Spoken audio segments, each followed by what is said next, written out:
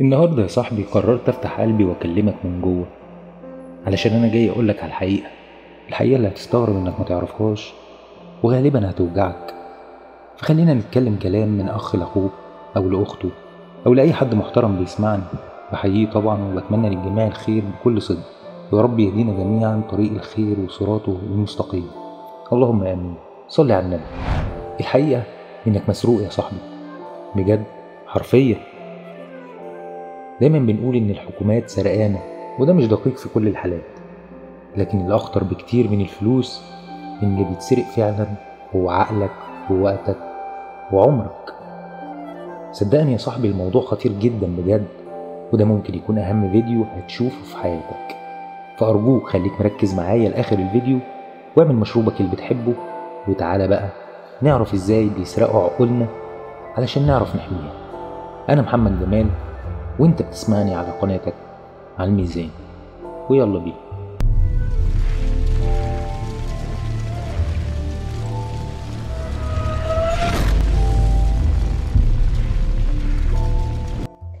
لو لسه جديد معانا احب اقولك ان الحلقات اللي فاتت كانت عن بناء وعيك من جوه. الحلقة الاولى عن التوازن بين الجسد والعقل والروح، بعدها حلقة عن الجسد والشهوات وازاي الجسد مش عدو لكنه خادم من المحاور الثلاثة. بعد كده دخلنا على العقل وفرقنا بين العقل الواعي واللاواعي، واتكلمنا عن تشكيل الوعي وعلاقته بالغفلة في الإسلام واللي بيحاول يسرقه قراصنة الوعي. انصحك تتفرج على الحلقات اللي فاتت لو ما شفتهاش. الحلقة دي عن اللي بيحاولوا يسرقوا كل اللي بنيناه سوا، قراصنة العقول. ناس شغلتهم يسرقوا وعيك ويزرعوا أفكار تخليك تمشي على مزاجهم، يسلبوك حريتك وانت فاكر نفسك حر. الخطة ببساطة نخلق لك احتياج، نحببك في منتج، نربط سعادتك بشرائه، والفلوس معانا. فانت هتشتغل سنين مقابل عربية او موبايل، بس في الحقيقة ان انت السلعة. عارف يا صاحبي الموضوع مش بيبدأ فجأة، دي مراحل، ومراحل خطيرة ماشية زي سلم كهرباء بنتزحلق فيه من غير ما نحس. اول 18 سنة من عمرك بتبقى عامل زي العيل اللي نازل الملعب لأول مرة، بيجرب، بيتخانق، بيحاول يثبت نفسه، والناس كلها قاعدة تتفرج وتحكم. تبص لنفسك في المراية وتقول هما شايفيني ازاي، مش انا مين. ودي بداية الغيبوبة يا صاحبي. تدخل العشرينات عايز تكسب الفلوس، تعيش حلم الانجاز، تبقى نجم السيما اللي في دماغك، وكل خطوة بتاخدك بعيد عن نفسك لحد ما تيجي على 40 وتهدى فجأة وتكتشف انك عايش حياة مش حياتك، وتقول الجملة الشهيرة انا كنت بضحك على نفسي. ولو لسه الغشاوة دي على عينيك هتكمل في نفس السكة، تبيع وقتك وتقول أنا بعمل كده علشان ولادي أو علشان أعيش كويس، لكن الحقيقة إنك نسيت تعيش أصلا.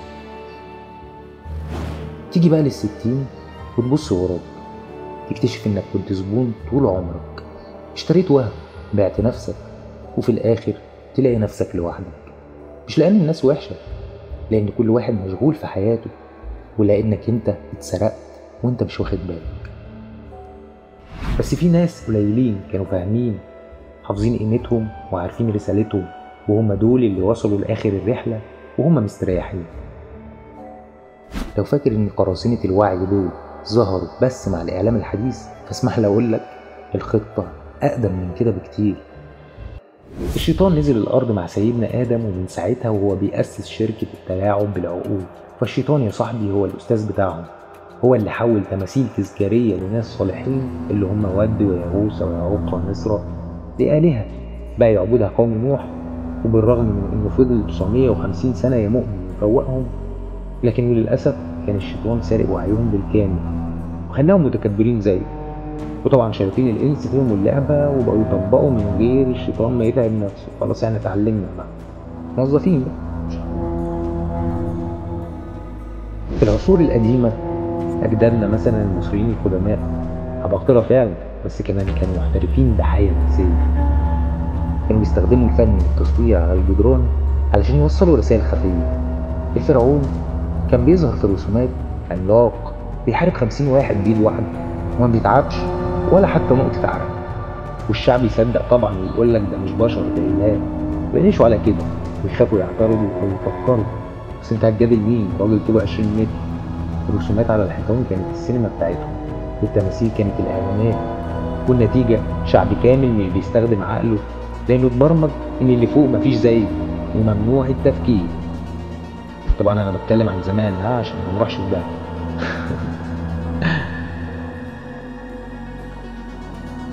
الشعوب القديمة كمان كانت بتستخدم الرعب، مش كفاية نرسم صور وتماثيل، لازم نخوف الناس كمان. كان الجيش لما يدخل بلد يسيب جثث في الشوارع، يحرق بيوت، يعلق الأسرى في الميادين، مش بس علشان انتصر لكن عشان يقولك لو فكرت تعترض نهايتك بص أو أديك شايف. ودي كانت أكبر حملة إعلامية في زمن السيف، الصورة توصل ورسالة ترن في دماغك، اسكت وعيش وسوق من بكرة. بعدها بقى دخلنا عصر الأساطير، لما الحكام يطلعوا يقولوا لو عصيتني في وحش في الجبل هيجي ياكلك، والناس تصدق. طبعا كانوا غلابة برضه زمان، بس هم مش شايفين الوحش، بس كلهم بيحكوا عنه. وهنا الخوف من المجهول اللي بيصنعه بشر، فبالتالي تفضل مطيع، مش عن اقتناع لكن فوبي، خايف. الحرب بالكلام، الدنيا اتطورت شوية، بقينا نستخدم الكلام بدل السيوف. نخش مدينة ونقول للناس احنا أقوى جيش في الكون، حتى لو هم عندهم جيش عصافير. بس التكرار بيعمل سحر، الناس بتصدق وتبطل تقاوم ويبدأوا يرددوا نفس الكلام زي البغبغانات. ودي كانت خطة برمجة جماعية من غير شريحة ولا موبايل. وبعدين دخلنا على العصر الحديث، عصرنا ده. الحمد لله على السلامة يا سيدي. سيوف ايه بقى وتماثيل ايه؟ دلوقتي في تلفزيون، افلام، اعلانات، ترندات، يعني قرب بس كلهم بيخدموا نفس الخطة القديمة: خوف، اعجاب، تبعية. فيلم يوريك الدولة العظمى دي ان مفيش زيها، اعلان يقولك ان المنتج ده هو اللي هيغير حياتك، وانت تسقف وتشير وتشتري وتقلد من غير ما تفكر لحظة. تعالى نعرف ازاي بيتسرق عقلك من ورا ظهرك. العقل ده اغلى حاجة فيك، ولما تسيبه مكشوف مستني الناس تقولك تفكر ازاي وتصدق ايه، يبقى انت سلمته بمزاجك لقراصنة الوعي. السرقة دي مش بتتم بسلاح، دي بتتم بابتسامة في اعلان، بكلمة محسوبة في بوست، بلقطة خادعة في مسلسل، وبلحن داخل على قلبك من غير ما يستأذن. قراصنة الوعي بيلعبوا لعبة نفسية عبقرية، بيخلوك تشتري الحاجة اللي ما تحتاجهاش وتحب الحاجة اللي مش شبهك، تحلم بحياة هم اختاروها لك مش انت اللي اخترتها. خليني اقول لك ببساطة، انت مش بتشتري منتج، انت بتشتري فكرة. انت مش بتلبس براند، انت بتلبس وهم. انت مش بتاكل وجبة، انت بتاكل شعور مزيف بالسعادة. وعشان كده الاعلان مش بيقولك المنتج ده فيه كذا وكذا، لا، بيقولك لو ما جبتوش مش هتبقى مبسوط، الكل عنده، انت كمان لازم يبقى عندك. وفجأة تلاقي نفسك بتجري في سباق مش بتاعك، بتشتري رضا الناس وتدفع من عمرك تمن لحظات إعجاب من الناس مش بيفكروا فيك أساسا. يا صديقي، دي منظومة كاملة معمولة علشان تشتت تركيزك وتخليك تايه وتدور على اللي ناقصك بدل ما تسأل نفسك أنا محتاج إيه بجد. الإعلانات، السوشيال ميديا، الأغاني، الأفلام، كلها بتشتغل كأنها خيوط رفيعة بتلف حوالين عقلك واحدة واحدة لحد ما تلاقي نفسك مربوط ومش قادر تتحرك لوحدك. بس ما تقلقش، احنا هنا علشان نفك الخيوط دي سوا ونرجع لك عقلك حتة حتة.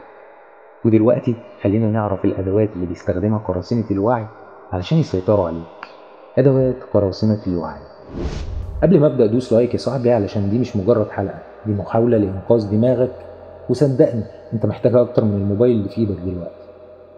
ندخل بقى في الجد، تعال نمسك الأدوات دي واحدة واحدة ونفككها مع بعض. أول حاجة، الإعلام. فاكر لما شفت مسلسل وعجبتك شخصية خبيثة بس كاريزما؟ أو لما فيلم صدر لك فكرة إن واحدة زانية يا حرام غصب عنها علشان كانت بتحب واحد وجوزها وحش وقاسي متوحش، وخرجوا ربنا من المعادلة وانت عمال تاكل فشار ولا في دماغك. الإعلام بيشتغل على إنه يخلق أبطال مزيفين، يدوك نموذج مبهج وغامض وتبدأ تقول ليه ما نبقاش زيه. المصيبة إن اللي زيه ده ممكن يكون بيدمر نفسه أصلا، لكن الصورة حلوة فخلاص عقلك بلعها واشتريت. يطلع بقى تاجر مخدرات، تاجر سلاح، تاجر آثار بقى كبير ومعلم وبيقول كلمات رنانة بقى والبنات بتحبه، خلاص يعني اشتريت، هي الصورة بص الحياة جامدة كده فقشطة. الإعلانات بقى تاني حاجة. الإعلان مش بيقولك المنتج ده كويس، لأ بيقولك لو استخدمته الناس هتحبك، هتبقى واثق من نفسك، هتعيش أحسن. وأنت يا طيب تقوم جاري تجيبه وتفتكر إن أنت اللي قررت يعني، رغم إنك كنت ضحية حملة منظمة بدقة أعنف من خطة ماتش نهائي دوري أبطال. تالت حاجة الأغاني. الأغنية بتدخل من ودانك على عقلك وتزرع لك الفكرة. عيش اللحظة، اصرف ما في الجيب، أنا مش فارق معايا، وأنا ويايا بعيش زي المليونيرات وأنت تهيص وتغني وأنت بتعمل شوبينج أصلا. لا يا ريتها وقفت لحد هنا. دلوقتي بقت أصعب مع ثورة انتشار الراب بقى والمهرجانات، بقى الكلام إيه بقى؟ البت الجامدة تحولها لك صيدة مش إنسانة، فتبتدي تشوف البت حتة لحمة ماشية في الشارع. يقول لك انا تنين وبشق اعدائي بسيف رمش عين سنجتي، وتقعد تتنطط وترقص وانت بتكتب نهايتك بايدك. سواء بقى كنت هتقلده وتبقى شبح، او غيرك يقلده وانت تبقى الزبون بقى اللي هو هيشوحه. على رأي توفيق الدين لما كلها تبقى بتوات، امال مين اللي هيتضرب؟ تسمع الجملة 100 مرة في الكوبليه، دي مش صدفة، دي برمجة. وممكن اللي غناها اساسا ما يقصدش، بس هو متبرمج والسيستم شغال اوتوماتيك. هو بيشتري وما بيوقفش يفكر وانت وراه. بذمتك تخيل المنظر ده وبص عليه كده من بعيد، بتبقى عاملة زي سطر كود بيتكرر، ولما تيجي تفكر تلاقي دماغك شغالة اوتوماتيك على السيستم اللي هم اختاروه مش اللي انت اخترته. رقم 4 السوشيال ميديا. الكل بيعيش وانا لا، هو عنده عربية وانا ما عنديش. خوارزميات بتعرفك اكتر ما انت بتعرف نفسك، وبتقدم لك اللي يخليك تقارن وتتحسر وتدور على اي حاجة تشتت بيها قلمك. وده كله بيحصل وانت فاكر انك بتضيع وقت، لكن الحقيقة انت اللي بتضيع. وخد بالك في خطر مرعب وحرب شرسة قريبة. انا مش بهول، ده رعب حقيقي وانت واقف من غير قصافة حتى في ايدك. الشرايح الالكترونية والذكاء الاصطناعي هتجيلك زي السم في العسل كالعادة. تخيل شريحة تتزرع في مخك، واكيد هيعملوا لها طرق اسهل علشان الناس ما تخافش منها. وهم شغالين ليل نهار بيطوروا التكنولوجيا دي. وده مش سر بالمناسبة او انا خطير يعني بجيب التايه، لا الموضوع مشهور عادي. جيف بيزوس، ايلون ماسك، بيل جيتس، كلهم شغالين على الموضوع ده، والموضوع معروف ومنتشر عادي. المهم تخيل كده تبقى دماغك واصلة بالإنترنت 5G بقى ولا 10G ساعتها ولا أكتر على حسب بقى، تفهم كل اللغات، تحسب كل الحسابات، تعمل كل الحاجات وانت اونلاين. مرحبا بك يا صديقي في المستقبل المظلم. والأخطر إنك هتضطر تعمل كده علشان تعرف تشتغل بالذكاء الاصطناعي بدل ما يشتغل مكانك. يا حلاوة، لازم تبقى سوبرمان. هتشتغل ازاي يعني؟ انت بقى فين في الحياة؟ أصلا فين الحياة؟ بعد كل اللي اتقال وبعد ما عرفت قد ايه في ناس بتخطط تسرق عقلك وتسرق عمرك، تفتكر الحل ايه؟ نقفل على نفسنا؟ نطفي الانترنت؟ نهرب من الدنيا يعني؟ لا يا بطل، الهروب عمره ما كان حل. الحل الحقيقي انك تواجه باللي فعلا يحميك. العلم اول درع. ايوه العلم، مش العلم اللي بتاخده في المدرسة وتروح تحطه في الامتحان وتنساه، لا، العلم اللي بيخليك تفهم ايه اللي بيحصل حواليك وتعرف الصح من الغلط. العلم اللي يخليك تبص للاعلام وتقول ايوه يا عم المنتج ده حلو بس انا مش محتاجه. العلم اللي يخليك تشوف بوست مضلل فترد عليه من غير ما تتنرفز وتقول المعلومة دي ناقصة، وده اسمه تضليل إعلامي.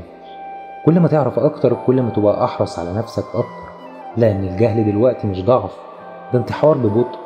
أنا عارف والله إن في ناس شايفة الموضوع صعب، بس يا عم ابدأ بأي حاجة خفيفة على قلبك، إن شاء الله حتى ميكي جاي. في الحلقة الجاية إن شاء الله هنتعلم إزاي نكون عادة باستخدام عقلك الباطن. ما تنساش تفعل الجرس عشان توصلك الحلقة أول ما تنزل.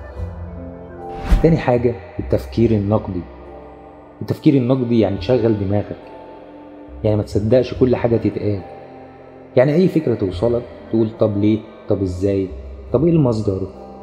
ما ينفعش تكون بتبلع الكلام بلع، اعتبره البان، لازم نمضغه ونفهمه ونفرز بقى ونقرر إذا كان ينفع يدخل جوه ولا نرميه. تالت حاجة التوسع في المعرفة. افتح نفسك على مجالات كتير، اقرا في الفلسفة، في التاريخ، في الدين، في العلوم، في علم النفس، في أي مجال. كل مجال هتدخله هينور لك زاوية جديدة في دماغك، هيخليك متزن، فاهم، مش سهل ينضحك عليك. وكل ما زاد عمقك زاد أمانك من الغرق وسط زحمة الرسائل الموجهة. بس خليك فاكر، العلم لوحده مش كفاية، لأن في حاجات في الدنيا دي مش هتفهمها بس بالعقل. في حاجات محتاجة نور من جوه، محتاجة إيمان، محتاجة ربنا. الزمن بيتغير، التكنولوجيا بتتطور أكيد، المبادئ بتتبدل للأسف، بس في حاجة واحدة عمرها ما بتتغير: كتاب الله وسنة نبيه صلى الله عليه وسلم. عارف لما الدنيا تلف والدوشة تزيد وتبقى مش عارف الصح من الغلط، الكتاب والسنة هما البوصلة اللي بتمسك فيها حتى لو الكل اتجنن حواليك. ربنا قال: قل هل يستوي الذين يعلمون والذين لا يعلمون؟ وقال كمان: إن في ذلك لآيات لقوم يتفكرون. يعني هو سبحانه وتعالى مش بيقول لك آمن وبس، بيقول لك فكر، تدبر، وافهم. ربنا قال: فمن اتبع هدايا فلا يضل ولا يشقى. يعني ايه؟ يعني تمشي ورا النور ده عمرك ما هتتوه، ومفيش حاجة في الحياة أيا كانت إلا وهتلاقي لها أصل في القرآن والسنة. ولما النبي صلى الله عليه وسلم قال: تركت فيكم ما إن تمسكتم به لن تضلوا بعدي أبدا، كتاب الله وسنتي، كان بيقولك المفتاح. مفيش تضليل، مفيش لعب بالعقول، مفيش توهان لو انت ماسك في دول. خامس حاجة: بناء منظومة القيم السليمة. بص يا صاحبي، لو كل اللي فات خضك أو حسسك إنك ضايع، فأنا جاي أقولك لأ، لسه في أمل، ولسه تقدر تبني نفسك من أول وجديد. لكن تعال نفكر مع بعض، إيه اللي هيحمي عقلك وسط كل الزحمة؟ إيه اللي هيسندك لما الدنيا تتقلب؟ هل العلم بس؟ هل التفكير النقدي بس؟ هل كتب الفلسفة؟ كويسين بس ناقصهم حاجة: الأساس اللي بتبني عليه كل ده هو منظومة القيم. ومش أي قيم، أنت محتاج قيم ثابتة راسخة مش بتتغير كل شوية. والقيم دي مش هتلاقيها في أي مكان زي ما هتلاقيها في الإسلام. ليه؟ لأن الإسلام مش جاي يعلمك تعليم بس، ده جاي يبنيك إنسان سوي، سليم، واعي، شجاع، رحيم، عادل، وقادر يواجه أي فتنة. الإسلام بيبنيك من جوه لبره. شوف، في ناس بتتعلم مهارات الحياة وبتعرف تظبط علاقاتها وشغلها، بس من جوه تايهين، وكل شوية تتغير توجهاتهم وأفكارهم زي الموضة. ليه؟ لأن مفيش أساس، مفيش ثوابت.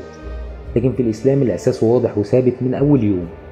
قيم زي الصدق، تبقى صادق مع ربك ومع نفسك ومع الناس.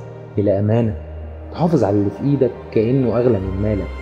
الرحمة، حتى مع اللي بيغلط فيك مش بس مع اللي بيحبك. العدل، حتى لو على نفسك أو أقرب الناس ليك. التواضع، تفتكر إنك عبد مهما كانت قوتك أو شهرتك. كل دي قيم مش بس بتنظم حياتك، دي بتخلي قلبك مرتاح وعقلك صافي وحياتك كلها ماشية على سكة واضحة حتى لو حواليك زلازل. الكتاب والسنة، البوصلة اللي ما بتغلطش في وسط العالم اللي بيلعب في العقول.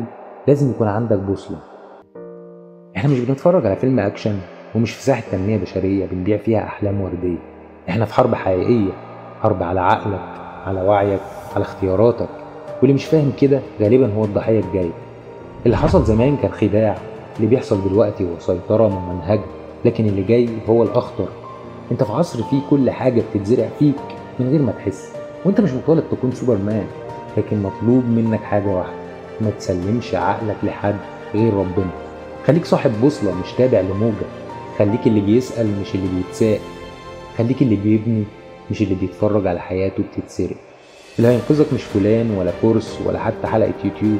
اللي هينقذك هو انك تبدأ فعليا في بناء نفسك على ثوابت ربانية مش أفكار وقتية. ابدأ دلوقتي واوعى تستهين بنفسك. أكبر التغييرات بدأت من شخص واحد صدق إن ربنا هيهديه ويهدي بيه. لو الحلقة دي قلبت لك دماغك، استنى بقى الحلقة الجاية، لأنها هتدخلنا جوه أعمق وأخطر حتة فيك. هنتكلم عن اللاوعي، وحش الوحوش، المحرك الخفي اللي ممكن يخليك تخسر كل حاجة أو تبقى نسخة خارقة من نفسك. فلو عقلك الواعي صاحي، استعد تدخل عالم اللاوعي معانا في أقوى حلقة جاية على قناتنا على الميزان. وما تنساش بقى اللايك الجامد، علشان احنا مش بنتكلم في فاضي، احنا بنبني جواك وعي حقيقي. واكتب لي في الكومنت اكتر حاجة لمستك في الحلقة دي، او ايه اكتر فكرة كنت بتصدقها وطلعت وهم. انا مستنيك يا صاحبي، وبفكرك دايما مع كل حلقة هنضيف لحياتك معنى. سلام لحد الحلقة الجاية.